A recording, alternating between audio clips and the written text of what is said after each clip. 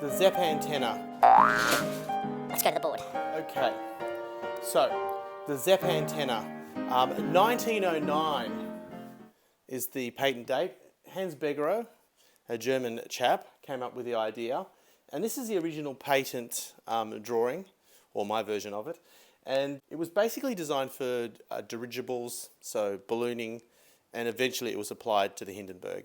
And we've got here a half wavelength of antenna, or multiples of, and this should say a quarter wavelength, or multiples of. And this was designed to tune the antenna and also get that voltage antinode a little bit further away from the aircraft as well. So it was quite an effective antenna, but I'm going to discuss some of the reasons why I've decided not to go with this antenna. And one of the reasons that I've decided not to go with this antenna is that it was arrived at empirically. We've arrived at this antenna design via a process of trial and error. Now, later on, a gentleman with a call sign, the W3EDP, it's an American operator in 1936, took this design and it became very popular. I think it was advertised or it was discussed in QST 1936, I think, and it was quite a popular antenna in its time, and it was a derivation of the Zepp antenna. Why I've decided that I'm not going to go with this antenna is there's a couple of reasons. One is that I'm certain that as a design for an airship, it's been great. But when you think about antennas, quite often location of an antenna is very critical in its operation. And what better location can you have than 1,000 feet or 2,000 feet above the ground in an airship? You've got so much height, which is going to definitely improve performance, and you've also got distance from the ground and nearby objects. Now, my installation, as we've discussed in part 1 of this video, so please have a look at part 1, I've got lots of tin roofs, nearby trees, nearby objects, nearby houses, etc., etc. So it was always going to be very difficult for me to make this antenna work very well, and it is still probably going to be very difficult, so I'm going to find all that out. So while I was looking at designs for the Ballon and whatnot, I came across an antenna that was an end-fed antenna, because at the moment I've got enough room to end-feed 7 megahertz 40 meter antenna. So if I want to have a half wavelength, it's about 20 meters for 7 megahertz, I can do that in the space that I have. But I want to work 80 meters, so that's what was making me head in the direction of this Zepp antenna, because I really wanted to be able to work 80 meters, and I was going to be able to do that with a Zepp antenna. How efficiently, I'm not sure, because I've looked at some of the SWR figures for these W3EDP antennas, and it's pretty woeful. Now, I know you can L-match or get an antenna tuner and whatnot. That doesn't mean you've got a lot of radiant power arriving at the actual antenna. And so I would like to have an antenna that's reasonably efficient, because I'm going to be operating QRP, and I know I'm going to be up against it. You've probably seen what I've put up thus far, and you're probably laughing your heads off. And I am fully aware that this antenna is going to be very, very compromised in its operation. But we shall suck it and see, like most people do with antennas, especially amateurs. So this is your Zepp antenna. So what have I decided? So it's not a Zepp anymore, okay? But I really did enjoy the trip into the past to look at the radio room in the Hindenburg and all that nerdy stuff, because that's the stuff that really excites me. Well, there you have it, folks. That's the radio room on the Hindenburg, call sign Delta Echo Kilo Kilo Alpha. And the radio room looks very, very much like that which you'd find on a ship, which is not that surprising considering that it's an airship. And the fact that I've started with this idea, probably the commemorative shirt that I create, because each project that I create, I'm going to create a shirt for. It's definitely going to be a Zepp idea. It's going to have some form of Zeppelin in it. What antenna have I gone with? Well, I will put in the link below where I sort of got inspired. Peter Parker's site, VK3YE. He has a 7 megahertz QRP antenna that he discusses, which has a trap at the end of it. So it's a loaded antenna. And then I found Explorer discussing his end-fed design that he was putting up, and it's a 7 megahertz antenna, so it's got a half wavelength at 7 megahertz, and then there's only 2 or 3 meters on the end of it and a loading coil, and that will load up at 80 meters. And I was just thinking, dealing with conservative lengths and especially half wavelengths and whatnot means the antenna's hopefully going to be more efficient and a little bit more predictable, we hope. But like I said, I've got lots of roof, I've got lots of tin and metal around, so it's probably going to be all bets are off. So what have I designed? I have an antenna that I'm going to just go and grab my paperwork. Credit where credit is due. DX Explorer has sort of put me onto this design, but it's actually a design that's discussed by Steve Nichols, Golf 0 Kilo Yankee Alpha, and there's a download of all the information. You need to wind a 49-to-1 un to match the antenna, and he's got all the information for that and how to set the antenna up and whatnot. So I will put a link below in the description below so you can find that. What does the antenna look like?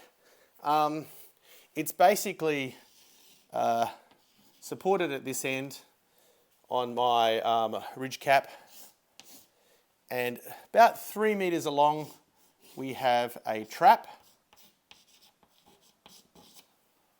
I'll discuss what that does shortly. And then we come down and we've got a pole on the shed. There's the pole on the shed.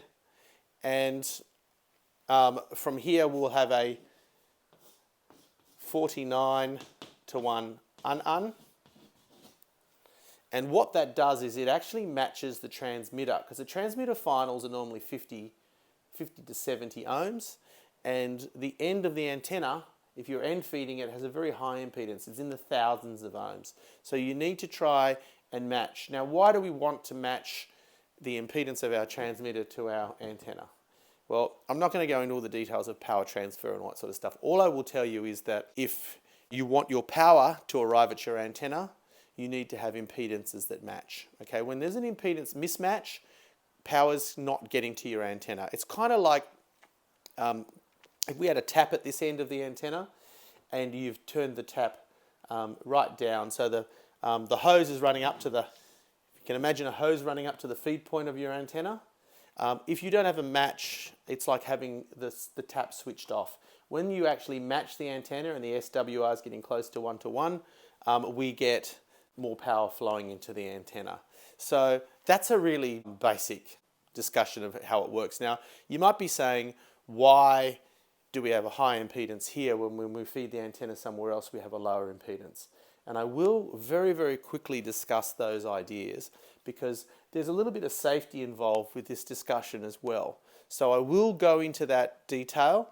Please don't fall asleep, and please, because I'll have to throw some chalk at you, but please pay attention, because this could really save your life, maybe. Okay, so when your radio wave leaves your antenna, okay, it's a certain length. Now, the length of the wavelength is dependent on frequency. So basically, in a very rough sense, okay, your wavelength, which is given by this wonderful Greek letter called lambda, is given by lambda, this wonderful Greek letter, equals 300 divided by your frequency in megahertz. Okay, so for instance, if we had a frequency of 150 megahertz, it'd be 300 divided by 150, which would equal 2 meters. Okay, that would mean that your wavelength that was leaving your antenna, okay, let's do a little antenna here, quarter wave vertical, that wavelength, okay, from that point to that point would be, or from 2 meters. You could also measure from one peak to the next, etc., etc. So wavelength of 2 meters, okay? So as the frequency goes down, the wavelength gets longer and your antennas need to be longer, or we need to find ways to make them look longer to the transmitter. So my antenna has roughly a half wavelength, because antennas like to be half wavelength long. Okay, so half lambda at 7 megahertz. Now 7 megahertz, as you will know, is the 40 meter band. So it's roughly, you know, give or take a little bit. These are all very approximate measurements. We have 20 meters, okay? So the main bit of wire on my antenna is going to be 20 meters. And then what happens is we feed it at the end here, and we have this little thing called a trap here, which is that coil, which we made at the beginning of the video. And then we have about roughly 3 meters of wire after, okay? So this antenna also works on the 80 meter band. So to make it 80 meters, we would need to have a 40 meter length of wire, or something that the transmitter, when it looks at it, thinks it's 40 meters. And that's what this load coil does, okay? It's actually a trap, or it's an RF choke essentially, for 7 megahertz. So when we've got our 7 megahertz signal, okay, it doesn't want to go through this choke here because it's too high a frequency, okay? But when 3.5 megahertz is fed into this antenna, it doesn't see this as a closed door. So think about this as a switch almost, okay? When I'm on 7, if we look at it from a point of view of being a switch, when I'm on 7 megahertz, the switch is open, okay? The door's shut for the RF signal. It can't get through, okay? When I go to 3.5 megahertz, the switch closes and the antenna looks like it's 40 meters long, okay, to the transmitter because of all the wire that's in this inductor, okay? So that's the basics of what this does. Sometimes this is going to trick the antenna into thinking it's longer, and sometimes it's going to act as a way of making the antenna actually look shorter, okay? So at the higher frequencies, this is a closed door for 7 megahertz. And when we go to 3 megahertz, a lower frequency, it says, come on through, and it sees this big coil of wire as a longer piece of wire, okay? So that's really, really basic explanation of how that works, okay? Now we're going to talk about what's happening on an antenna, voltage and current wise, and why when we feed it in the center, if it's a half wave dipole, we've got a 50 ohm load, very low impedance, which matches our feed line, if it's coaxial cable, quite nicely. But when we feed it at the end, we end up with a high impedance. Let's get our antenna. Okay, and we're going to say that our antenna is half a wavelength. The reason why we do half a wavelength is because you'll see a pattern of voltage and current on this antenna. I'm not going to go into reactance, all that sort of stuff. If you're interested in that, and please comment below if you want a more in-depth explanation, a more technical explanation, but I'm going to try and explain it in a really simple way. When you look at this antenna, it will have what's known as nodes and antinodes of current and voltage. If it's a half wavelength, they'll be in certain places, okay, predictable places. So a node is where the amplitude goes through 0, and an antinode is where the amplitude is at its maximum. Okay, so the antinodes of voltage for a half wavelength antenna are over here at the ends. So we got, if this is the center of the antenna, at the center, voltage goes to 0, and at the ends, it's very, very high. Now, if you're talking about a 5 watt transmitter even, you can get even lower than that. You can get a really nasty RF burn off the end of an antenna. Okay, so no touchy the antenna. Even if you think it's low wattage, it can be really dangerous. And that's why you need to make sure the ends of your antenna are well insulated. You've got good quality insulators. They're not too close to your house, etc., etc. I would never throw a large amount of wattage in the antenna that I've built. It's too close to the roof, etc., etc., which is why I'm going to keep things QRP. But the ends of the antenna can still give you a nasty, really nasty RF burn. When I was on the oil rig, our friendly electrician, when the NDB antenna got blown over,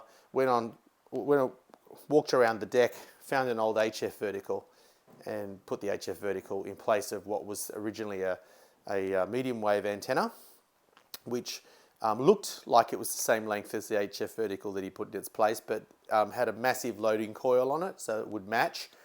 Very much like the antenna loading coil that I showed you for 3.5, but much larger.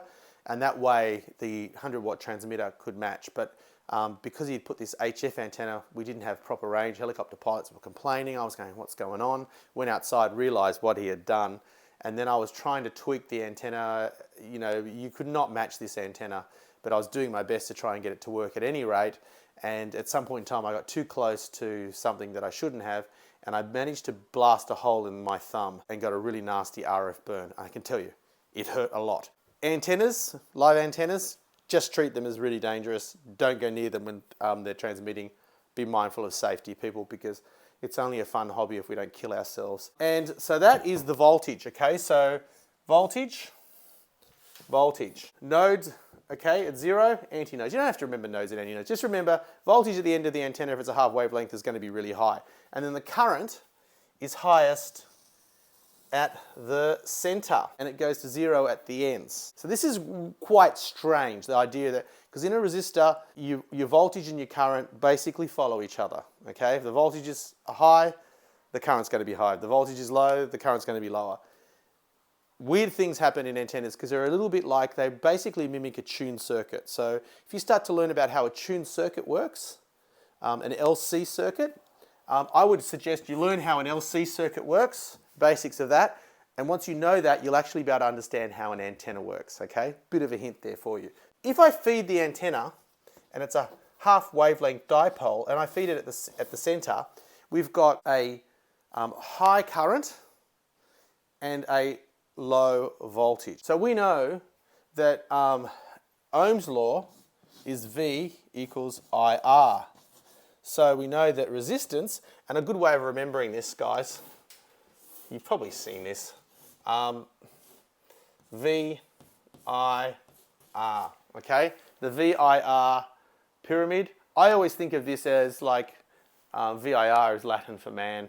And you cover what you want to know. If I want to know what resistance is, I cover it, and that means that it's voltage over current. If I want to know what current is, it's voltage over resistance. If I want to know what voltage is, it's current times resistance. Okay, so bit of a hint, nice way of remembering that. So we know that resistance is voltage over current.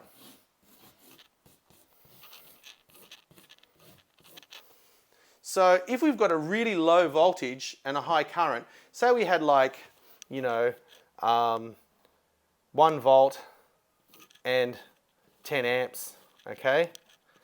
It's going to be 1/10 of an ohm, okay? So that is why we end up with a really low resistance at the center of the antenna, okay? And normally, if the antenna is tuned, all we're really looking at is the resistance of the wire. That's all that's left, okay? So it's usually around, go to the center of the antenna, we feed it at the center, we're going to be looking at about 50 ohms, okay? So then, when we get to the end of the antenna, okay, this time we've got a high voltage and a low current. So we can, look, it's going to be these figures that I'm giving you for current and voltage and everything, please don't think that that's what you're going to be seeing at the end of the antenna. It's just to try and demonstrate what happens when one goes up and one goes down, okay? So when we go to the end of the antenna, if we were to flip this idea and we say we've got 10 volts and only 1 amp, we've suddenly got 10 times the amount, that's 10 ohms, 10 times the amount of impedance at the end, okay? Now, that's all well and good, but in actuality, the end of the antenna, we're going to be looking at thousands, okay, of ohms, okay, which is why I'm going to be feeding my antenna with a balun, which is just a transformer that's going to be a 49-to-1. So if I've got 50 ohms coming in, okay, it'll step it up to 49 times 50, okay? So I wish I was good at maths, but I'm not. It's probably like if you multiply by 100, it's 4900 divided by 2. It's a couple of 2,500, say, ohms, okay? So that means that the end of the antenna is a really high impedance, okay? And it's also really high voltages. So it's the nasty end of the antenna. But I would be treating all antennas and all parts of antennas as live and nasty if they're transmitting antennas. And all amounts of care need to be taken around antennas. You need to make sure that things are well insulated. You need to make sure that you don't have the potential for people to be injured by something that you put up. And that's why As amateurs, as ham radio operators, you are licensed, and while you need to do your foundation and all the examinations, but I don't know if they call it foundation in Australia, but you need to do all those regulations regarding where to transmit, how to transmit, all the technical details. And people say, oh, why do we have all this technical? I can just go buy a transmitter. Well, this is why, because if you start playing with antennas, you are playing with something that can be very dangerous if you don't take due diligence and due care in the process. So I'm always one to err on the side of caution when it comes to dealing with this stuff. And I think working QRP, like I said, it's not going to guarantee you not to hurt yourself or hurt others. But if you're careful about what you're doing and you make sure things are well insulated and well placed, it's certainly more forgiving not to have 100 watts or more going up the pipe. Okay, 5 watts is going to be a lot more forgiving, and I think a lot more challenging and a lot more fun. Anyway, I hope I haven't confused you about antennas, but this is the reason why I've gone with something a little bit more conventional, because I know that if I get a resonant length, I'm going to be closer to the required impedance at that end for the balun that I am building, and hopefully we end up with an antenna that resonates and performs reasonably well. Now, if it is a poor match, I am building an antenna tuner, and that is not the ideal solution to the problem, because just because you've tuned it at the transmitter end, the transmission line could be very lossy. You could have standing waves on that, and you could have a very poor transfer radiant power to the actual antenna. Okay. Yeah, I'm coming now. Anyway, it's dinner time, so I have to go.